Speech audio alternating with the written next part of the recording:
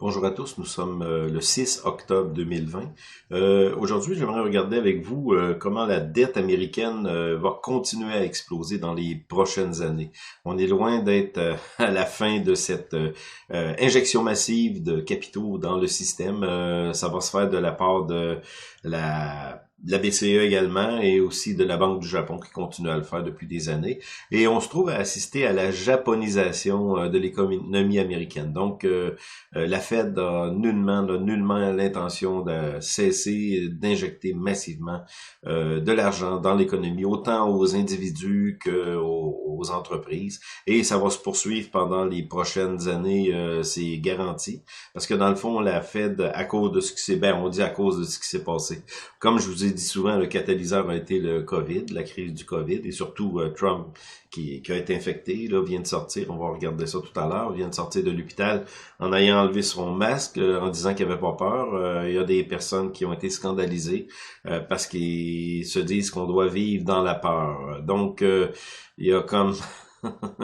Le Theodore Roosevelt, Franklin Roosevelt, excusez, avait dit qu'il fallait sortir de la peur pour relancer la machine après 1929. Et là, c'est le contraire. On dit qu'on doit rester dans la peur, demeurer dans la peur.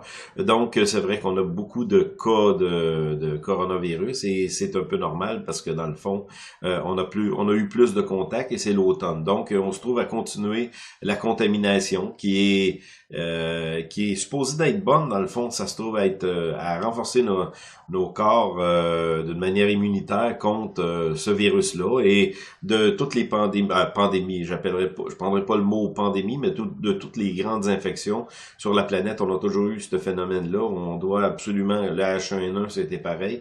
Il fallait comme que notre corps soit renforcé par l'exposition à d'autres personnes qui avaient le H1N1, et là, c'est la même chose pour le coronavirus. De toute façon, on le voit pas de la même manière.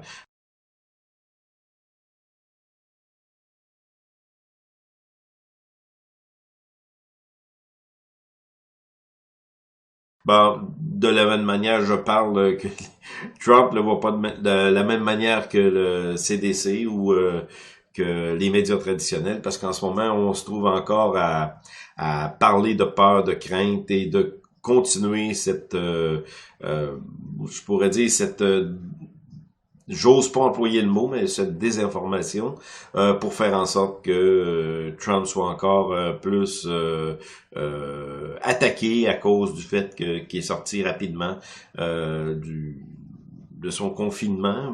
Il va être encore en confinement, mais qui va commencer à reprendre ses activités assez rapidement. Mais Trump, comme m'a dit lui-même, là, puis gars, regardez, je suis pas américain, donc je peux pas dire pro-Trump, pro-Biden. Je regarde la situation d'une manière assez neutre. J'essaie d'être neutre dans tout ça, mais dans le fond, Trump a simplement été contaminé. Il a eu des petits malaises de grippe, puis tout ça, un peu malaise comme la grippe, mais lorsque c'est terminé, je pense qu'il a été soigné. Je sais pas si c'est avec quel médicament, ça n'a pas été précisé. C'est pas l'hydrochloroquine. Je sais pas, j'ai aucune idée. Ça va être précisé, mais il dit, non, il dit, les Américains ne doivent pas avoir peur, au contraire, continuer Puis je pense que d'un côté, si on veut relancer l'économie, si on veut relancer la machine, c'est la meilleure des choses à faire. Mais là, dans le fond, c'est l'élection qui s'en vient. On est à 3 semaines là, maintenant. Là, ça s'en vient. Ça va être vraiment... On arrive aussi à la fin, comme je vous avais expliqué dans la dernière vidéo, à peut-être la fin du système basé sur la philosophie de John Maynard Keynes, c'est-à-dire que les gouvernements doivent arrêter d'injecter, mais injectent de l'argent pour repartir la machine.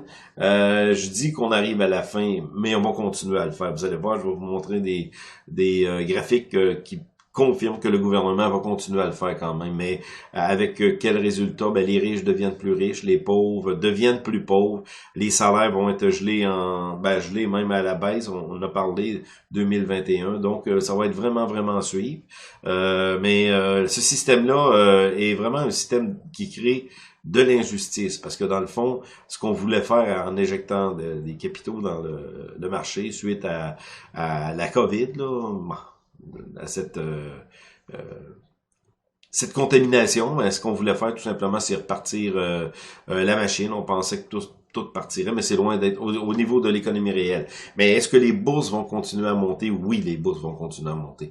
Parce que la Fed injecte directement dans les marchés. Elle achète elle-même des actifs. C'est la même chose qu'au Japon. Dans le fond, on peut être des années de temps à vivre un genre de situation à laquelle on voit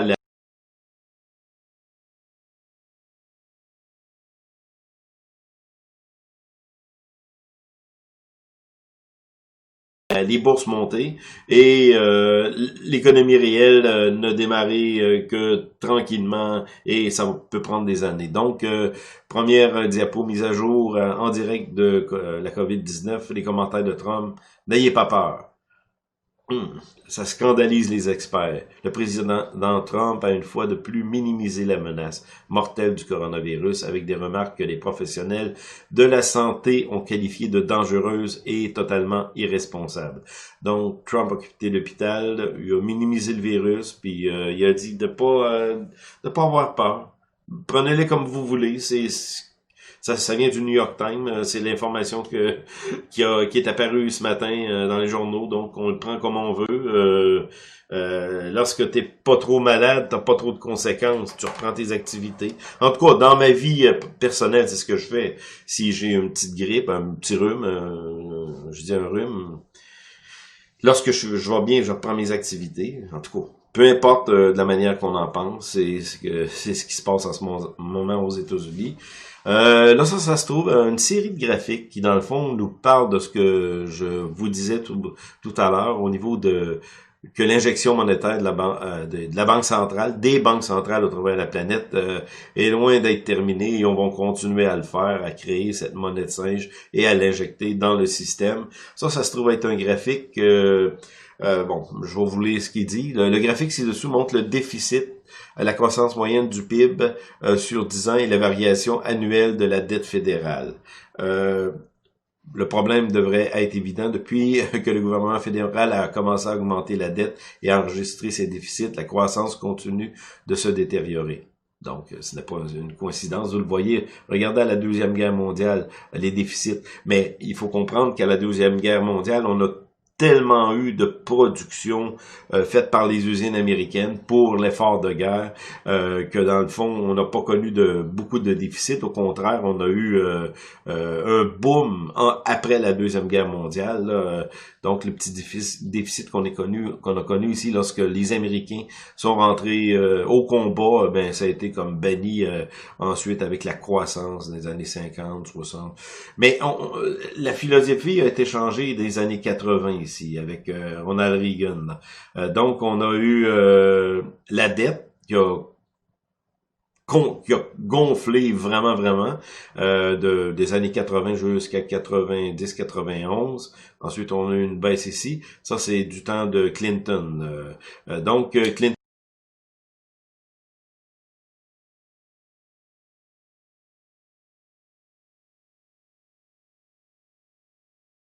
on a eu vraiment un boom entre 97 et 2000. On voit ici qu'on a eu des surplus et non pas des déficits. Je me souviens encore.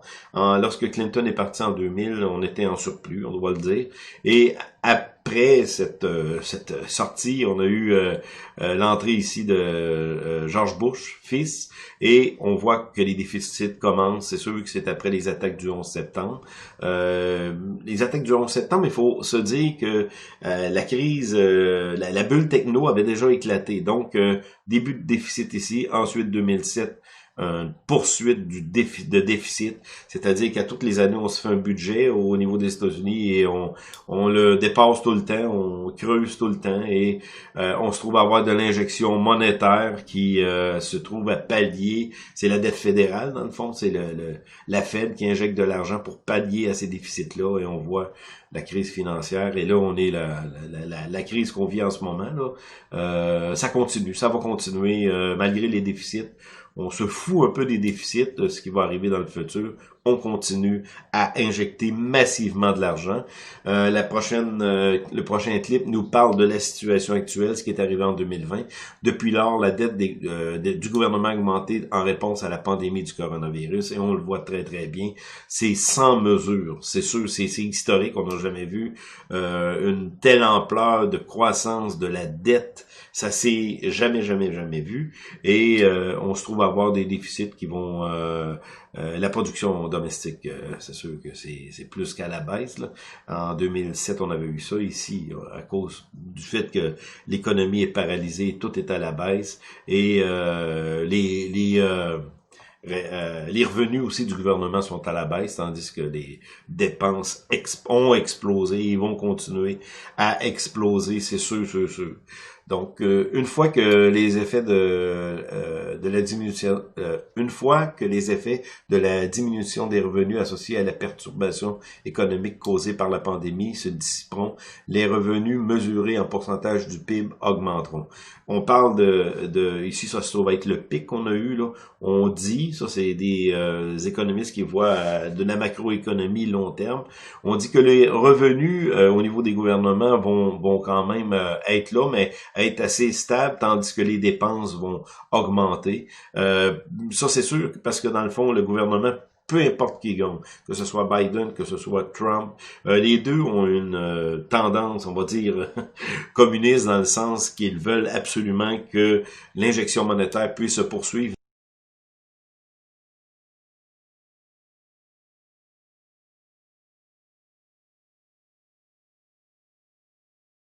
Non seulement pour repartir la machine, mais c'est une philosophie de pensée. On veut injecter de l'argent dans le système pour maintenir les services de santé, les services des anciens combattants, les autres services courants. Donc, à ce niveau-là, plus qu'on a des services, plus que la dette augmente.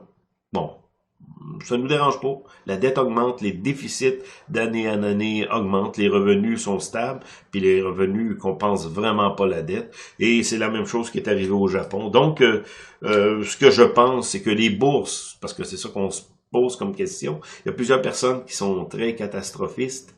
En ce moment, ils disent que les bourses vont cracher, mais moi, je ne crois pas que ça va cracher. Et la raison est simple, c'est que les gouvernements soutiennent ce système et vont continuer à le soutenir. Peut-être dans quelques années, ça va arriver.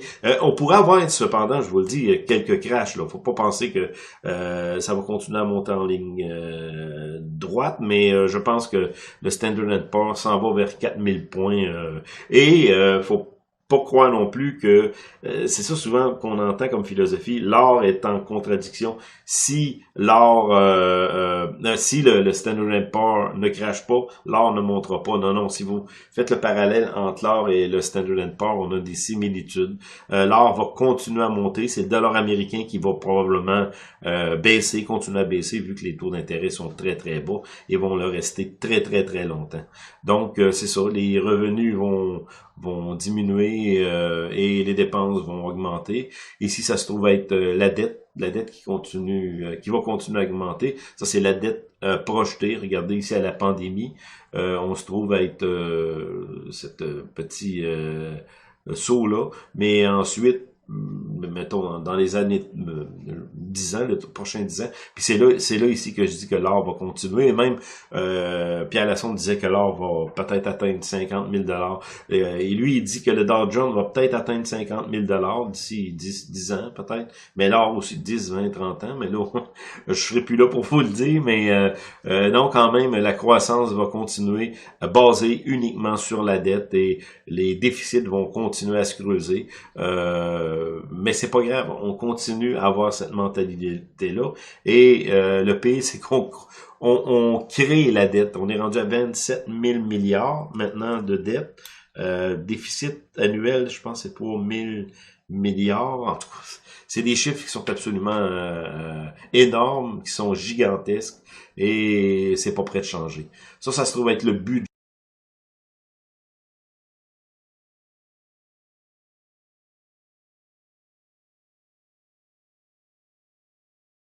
budget américain, là, où est-ce que les dépenses se situent.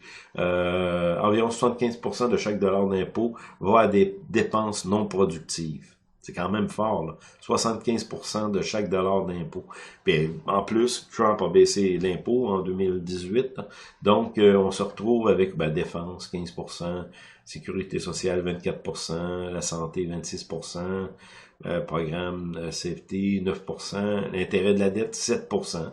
Et vu que les taux d'intérêt vont rester bas durant des années, voire même la décennie au complet, je pense qu'on ne retournera plus avec des taux d'intérêt normaux. Même peut-être on pourrait dans le futur faire comme le Japon, comme l'Europe surtout, mais le Japon c'est zéro.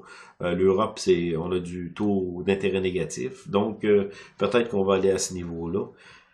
Et pour terminer, je voudrais vous parler rapidement de l'or et de l'argent. Et la raison pour laquelle l'or et l'argent vont continuer à augmenter. Regardez ça, ça se trouve être silver à la masse monétaire M2. Donc, on se trouve être seulement ici, là, 2020. Là. Donc, on va s'en aller en haut. La masse monétaire va gonfler.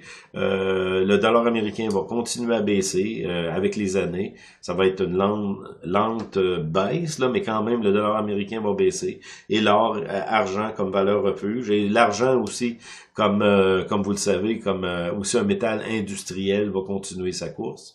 Et au niveau de l'or, c'est la même chose. C'est pas le prix de l'or, ça se trouve d'année en année le changement. Donc on sait très très bien, on l'a vu qu'il y a eu un changement de tendance depuis 2019 et là on s'en va à la hausse et il n'y a rien qui peut arrêter cette frénésie de l'or parce que dans le fond, on veut avoir retourné à quelque chose qui est solide, qui est durable. Donc l'or va être là pour continuer sa progression pendant des années à cause de l'injection monétaire massive de cette dette et donc non, il n'y a pas rien qui va changer cette tendance.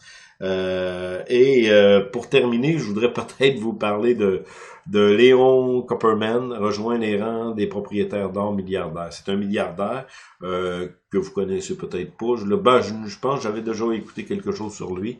Nous réussissons car les taux d'intérêt sont nuls. Mais les taux d'intérêt ne le seront pas éternellement. S'ils le sont, ils vont détruire toute la ligne du marché des capitaux. C'est ça qu'il dit. Et ça fait la première fois que lui-même, Léon Copperman, investit dans l'or. J'ai acheté de l'or pour la première fois de ma vie il y a une semaine. Donc, c'est ça, les milliardaires précipitent, vont dans l'or. Warren Buffett a fait la même chose, parce que la dette va continuer à monter et les taux d'intérêt vont rester. Donc, on se revoit.